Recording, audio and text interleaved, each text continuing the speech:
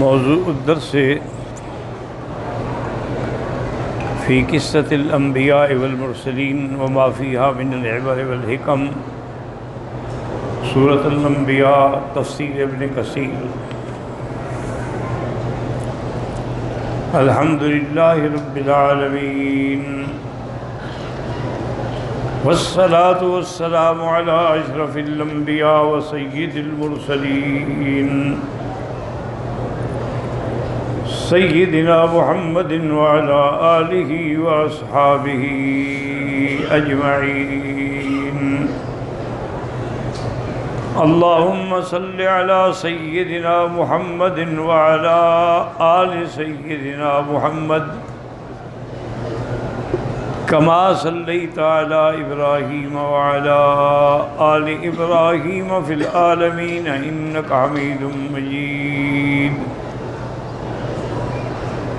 اعوذ باللہ من الشیطان الرجیم، بسم اللہ الرحمن الرحیم۔ وإسماعیل وإدریس وذا الکفل کل من الصابرین، وأدخلناهم في رحمتنا إنهم من الصالحين۔ قال المؤلف والمفسر رحمه الله تعالى: أدام النفع بعلومه وعلومكم في الدارين آمين، إلى أن قال: وأما إسماعيل فالمراد به ابن إبراهيم الخليل عليهما السلام، وقد تقدم ذكره في سورة مريم۔ اب مفسر رحمۃ اللہ علیہ فرماتے ہیں کہ اسماعیل علیہ السلام سے مراد سیدنا ابراہیم علیہ السلام کے بیٹے ہیں، اور آپ کا ذکر جو ہے وہ سورۃ مریم میں گزر چکا۔ وَقَضَى ادریس علیہ السلام، ان کا ذکر بھی گزر چکا ہے۔ وَأَمَّا ذُو الْكِفْلِ فَالظَّاهِرُ مِنَ السِّيَاقِ إِنَّهُ مَا قَرَنَ مَعَ الْأَنْبِيَاءِ إِلَّا وَهُوَ نَبِيٌّ۔ ذُو الْكِفْلِ جو ہے اس کے بارے میں دو قول ہیں۔ بعض علماء فرماتے ہیں چونکہ ان کو انبیاء کے سلک میں اللہ نے ذکر فرمایا ہے تو یہ بھی نبی تھے، اور بعض علماء فرماتے ہیں کہ نبی تو نہیں تھے، بہت بڑے عابد اور صالح آدمی تھے۔ وقال آخرون انما كان رجلا صالحا وكان ملكا عادلا وحكما مقسطا، نیک آدمی تھے اور بادشاہ بھی تھے، لیکن عدل کرنے والا بادشاہ، فیصلے کرنے والے عدل سے۔ وتوقف ابن جریر فی ذلک واللہ اعلم، ابن جریر فرماتے ہیں کہ اس میں ہم توقف کرتے ہیں، نہ نبی کہتے ہیں نہ غیر نبی کہتے ہیں، اللہ کے علم میں ہے۔ قال ابن جریج المجاہد فی قولہ وذا الکفل قال رجل صالح غیر نبی، وہ نیک آدمی تھے لیکن نبی نہیں تھے۔ تکفل نبی قومہ ویکفیہ وابن قومہ ویقیمہم لہو ویقضی بینہم بالعدل ففعل ذلک فسمی ذا الکفل۔ وہ فرماتے ہیں کہ اصل میں انہوں نے تکفل نبی قومہ، قوم کے جو پیغمبر تھے ان کی کفالت اٹھائی کہ ان کے تمام معاملات کو وہ سنبھالیں گے، انہوں نے وفا کیا اور انصاف کے ساتھ ان کی خدمت کرتے رہے، اس لیے ان کا نام ذو الکفل ہو گیا۔ کفل کفالت سے زمانے سے ہوتا ہے، جیسے کہتے ہیں کفیل ہے فلاں اس کا۔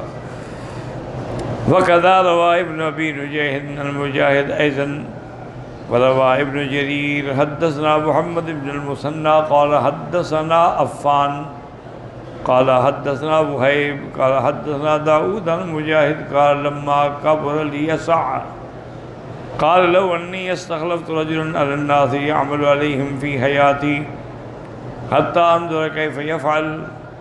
کہتے ہیں کہ جب حضرت الیسع جو تھے وہ عمر زیادہ ہو گئی تو انہوں نے سوچا کہ میں کیوں نہ اپنا خلیفہ اپنی زندگی میں بنا دوں جو میرے بعد سارے معاملات کو سنبھالے، اور میں زندگی میں یہ بھی دیکھ لوں کہ وہ کیسے عمل کرتا ہے۔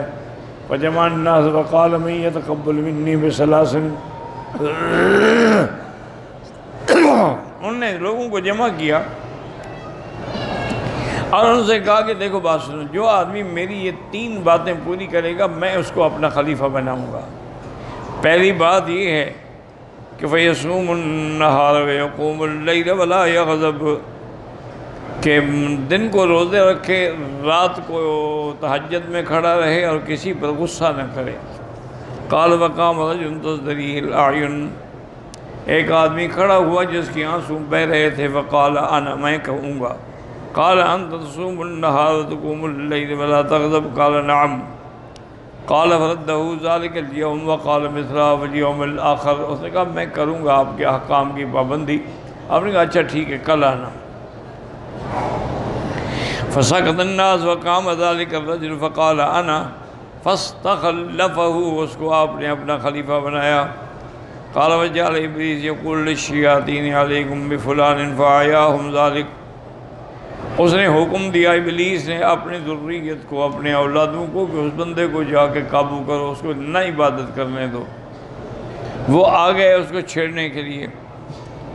فقال دعونی وإیاہ فأتاہ فی صورت شیخ کبیر فقیر فأتاہ حین أخذ مضجعہ لقائلۃ، ایک آدمی، وہ شیطان جو تھا، ایک بزرگ بوڑھے کی شکل بن کے آیا، اور آیا بھی اس وقت کہ جب حضرت بستر پہ لیٹنے کے لیے تشریف لے گئے تھے دن کی نیند کے لیے، کیونکہ دن کا تھوڑا سا بھی لیٹنا جو ہے، جسے قیلولہ کہتے ہیں، قائلہ بھی کہتے ہیں، یہ سنت ہے کہ آدمی کھانے کے بعد تھوڑا سا لیٹ جائے۔ یہ ضروری نہیں ہوتا کہ وہ نیند کرے، بس لیٹنا ضروری ہے۔ جیسے عرب میں ایک محاورہ بھی ہے، تغدا تمدا، کہ جب دن کا کھانا کھاؤ تو تھوڑا سو جاؤ۔ تعشا تمشا، اگر رات کا کھانا کھاؤ تو پھر کچھ چلو پیدل۔ وَكَانَ لَا يَنَامُ اللَّيْلَ وَالنَّهَارَ إِلَّا تِلْكَ النَّوْمَ، وہ اسی وقت سوتے تھے بیچارے، اسی وقت وہ آ گیا۔ وَدَقَّ الْبَابَ فَقَالَ مَنْ هَذَا قَالَ شَيْخٌ كَبِيرٌ مَظْلُومٌ، میں بوڑھا آدمی ہوں، مظلوم ہوں، میری مدد کریں۔ قال وقام فتح الباب وجعل يقص علیہ، اس نے اپنا حال احوال سنانا شروع کیا۔ فقال ان بینی و بین قومی خصومت وانہم ظلمونی، میرے اور میری قوم کے درمیان میں جھگڑا ہے، انہوں نے مجھ پہ ظلم کیا ہے۔ وفعلوا بی، وفعلوا، یہ کیا یہ کیا۔ وجعل یطول علیہ حتی حاضر الرواح وذهبت القائلہ، اتنی لمبی باتیں کرتا رہا، اب سنتے رہے حتیٰ کہ شام کا وقت ہو گیا اور قائلہ و قیلولے کا وقت جو تھا وہ تو ختم ہو گیا۔ فقال اذا رضفاتنی فآخذ لک بحقک فانطلق، آپ نے کہا اچھا تم جاؤ، پھر آنا انشاءاللہ میں تمہیں تمہارا حق اگر ہے تو لے کے دوں گا۔ فقال فی مجلسہ وجعل ينظر هل يرى الشیخ فلم يره فقام يتبعه فلما كان الغد جعل يقضي بين الناس ينظر فلا يرى، آپ دیکھتے رہے وہ بندہ نہیں آیا۔ ففتح، اس کے فلما رجع الى القاع، جب سونے لگے تو اب وہ آ گیا۔ اس کا مقصد تو پریشان کرنا تھا نا، اس کا کوئی مسئلہ تو نہیں تھا، وہ تو خود شیطان تھا، خود مسئلہ تھا۔ فقال من هذا، کون ہو تم؟ انہوں نے کہا وہی بوڑھا آدمی، الشیخ الکبیر المظلوم۔ فقال مقل لك اذا قعدت فاتنی، میں نے کہا تھا تمہیں کہ جب میں مجلس میں بیٹھوں فیصلوں کے لیے تو تم آنا، میں تمہارا کام کروں گا، تم نہیں آئے۔ قال انہم اخبث قوم اذا عرفوا انك قائد قالوا نحن نؤتيك حقك، کہنے لگا میری قوم جو ہے نا بڑے خبیث ہیں، جب ان کو پتہ لگا کہ میں آپ کو شکایت کر رہا ہوں، کہنے لگے ہم آپ کا حق دیتے ہیں، اور جب آپ کی مجلس کا وقت ختم ہو جاتا ہے وہ پھر انکار کر دیتے کہ جی اب تو ہم نہیں دیتے۔ انہوں نے اس وجہ سے مجھے روکے رکھا ہے۔ قال فانطلق فاذا رحت فاتنی، انہوں نے کہا جاؤ پھر آنا مجلس کے وقت میں۔ قال فاتت القائلہ وراح وجعل ينظر ولا يرى وشق عليه النعاس قال بعد اہلی لا تدع احد يقبض حتى نام، انہوں نے اپنے گھر والوں سے کہا کہ اب کوئی بھی آئے نا تو مجھے نہیں اٹھانا، نہیں سے مجھے 2 دن ہو گئے ہیں میں قیلولہ نہیں کر سکا ہوں۔ فإني كشق لي فيما كنت كساجا فقال رجل وراءك قال إني قد أتيت وأمسكت له أمري فقال لا والله لقد أمرنا أي لا تدع أحدا يقرب، آیا وہ کہنے لگا مجھے انہوں نے کہا تھا کہ تم آنا، تو گھر والوں نے کہا کہ نہیں، انہوں نے ہمیں حکم دیا ہے کہ کسی کو نہ آنے دو۔ فلما آیا نظر على قوة في البيت اسفل منها، اب دیکھا بھی یہ تو مجھے نہیں چھوڑتے دروازے سے، تو دوسری طرف سے اس کو روشن دان نظر آیا، تو شیطان تھا نا، وہ دوسری طرف سے چلا گیا، روشن دان کے اندر آ گیا۔ فیضا ہو البیت فیضا ہو یدخل الباب من داخل، اندر سے کھڑے ہو کے دروازہ کھٹکھٹانے لگا۔ قال واستيقظ الرجل قال يا فلان آمرك قال أما من خفيف الله والله فلم تؤت فانظر من أين أتيت، انہوں نے کہا دیکھو میں کہاں سے آیا ہوں۔ قال فقام الفتى مغلق كما أغلقه إذا الرجل معه في البيت فعرفه، اب انہوں نے دیکھا کہ دروازے بھی بند ہیں، وہ خادم کہتا ہے میری طرف سے بھی داخل نہیں ہوا ہے، تو آپ سمجھ گئے کہ اچھا یہ ابلیس ہے، میں امتحان میں مبتلا ہو گیا ہوں۔ فقال عدو اللہ، شیطان ہو؟ قال نعم، ہاں میں شیطان ہوں۔ اعییتنی بکل شیء ففعلت ما ترى ليعذبك ما اللہ ذو الکفر، اور نے کہا میں نے زور لگایا تھا کہ کسی طرح آپ کو غصہ آ جائے، لیکن خدا کی قدرت ہے کہ آپ قابو کر گئے، غصہ نہیں آیا، تو اس وجہ سے آپ کا لقب جو تھا وہ ذو الکفل ہو گیا، کہ وہ تین چیزوں پر عمل کرتے رہے جو ضمانت دی تھی، پکے رہے اس پر۔ اس کے بعد فرماتی ہیں فَلَمَّا وَزَرَ کہ وَتَكَفَلَ بِأَمْرٍ فَوَفَّى بِهِ وَهَكَذَا رواه الرِّيَاض بن زهير بن ساكن داود بن جاد مثله وقال الرِّياض بن أبي قال حدثنا أحمد بن يونس قال أبو بكر بن عياش الأعمش عن مسلم قال قال ابن عباس كان قاض في بني إسرائيل، ایک قاضی تھے بنو اسرائیل کے زمانے میں، فحضرہ الموت، اس کی موت کا وقت جب قریب آیا، فقال من یقوم مقامی علی اللہ یغضب، کون میرے کا مقام بیٹھنا چاہتا ہے میں اس کو اپنا قاضی بنا دوں، لیکن شرط یہ ہے کہ غصہ نہ کرے، چونکہ غصے میں آدمی صحیح فیصلہ نہیں کر سکتا، قاعدہ ہے۔ اسی لیے حکم ہے کہ اگر آپ قاضی ہیں، حاکم ہیں، کسی بات پہ آپ کو غصہ ہے تو آپ فیصلہ نہ کریں، چلے جائیں، بعد میں آگے فیصلہ کریں۔ اس کے بعد فرماتی ہیں کہ قال رجل انا فسمي ذا الكفل قال وكان ليله جميعا يصلي ثم يصبح صائما يقضي بين الناس، ساری رات عبادت فرماتے، دن میں روزے رکھتے اور لوگوں کے درمیان فیصلہ کرتے۔ قال وله ساعة يقيلها، بس ایک گھڑی دن میں سوتے تھے۔ قال فكان كذلك فأتاه الشيطان عند رحمته فقال له ما لك قال انسان مسكين له على رجل حق وقد غلبني عليه قالوا كما أنت حتى يستيقظ قال وفوق نائم قال فجعل يسير من يوقظه قال فسمع فقال ما لك إنسان مسكين له على رجل حق قال فاذهب فقل له يعطيك قال قد أبى قال اذهب أنت إليه قال فذهب ثم جاء قال ما لك قال ذهبت إليه فلم يرفع بكلامك الحسن، آپ نے بھیجا کہ اس کے پاس جاؤ تمہارا حق دے دے گا، انہوں نے کہا میں گیا تھا وہ تو بات ہی نہیں سنی اس نے۔ قال اذهب إليه فقل له يعطيك حقك فذهب ثم جاء من غده قال فقال وصاب اخرج فعل الله بك كل يوم حين عمل داو انعام، انہوں نے کہا نکل جہاں سے، تم اسی وقت آتے ہو جب ان کی نیند کا وقت ہوتا ہے، باقی ٹائم تمہیں نہیں ملتا ہے۔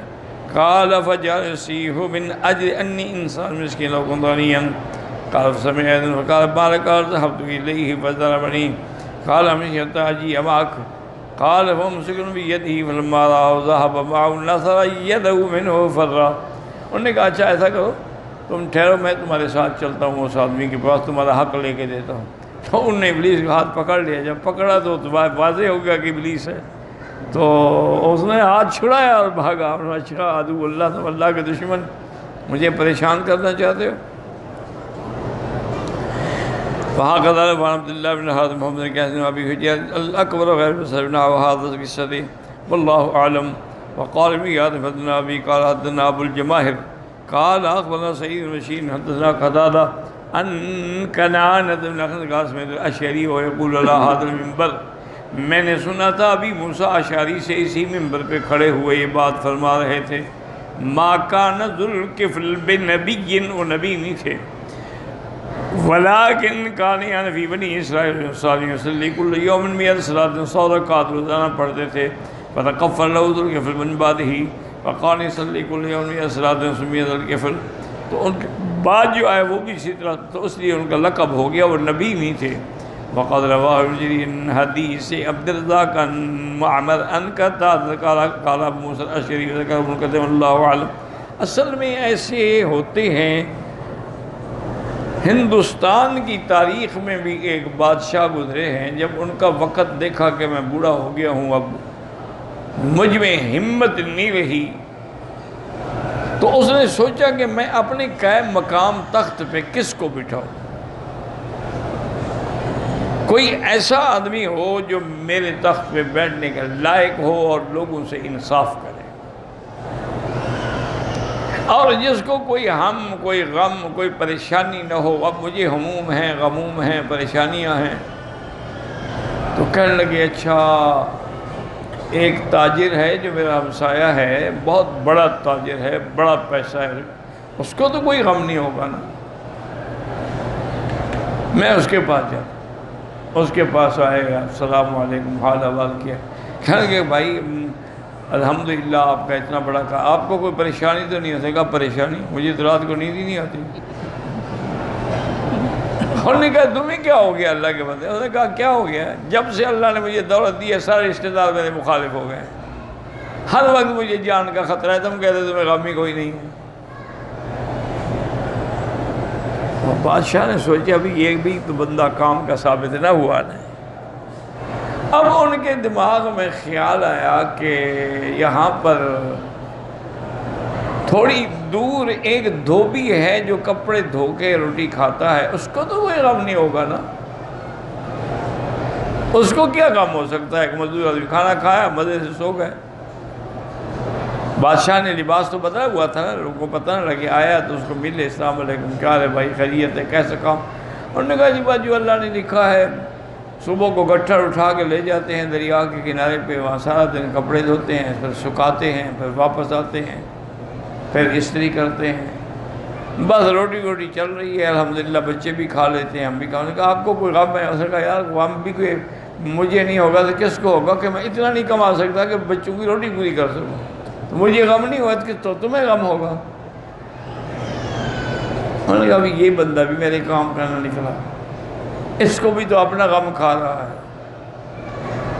چلتے چلتے بادشاہ گیا ایک جنگل کے کنارے، دیکھا کہ وہاں ایک جھوپڑی بنی ہوئی ہے۔ انہوں نے کہا پتہ کرتے ہیں اس جھوپڑی میں کون ہے۔ جب وہاں گئے اور جھوپڑی پہ آواز دی تو اندر سے ایک بزرگ نکلے، ماشاءاللہ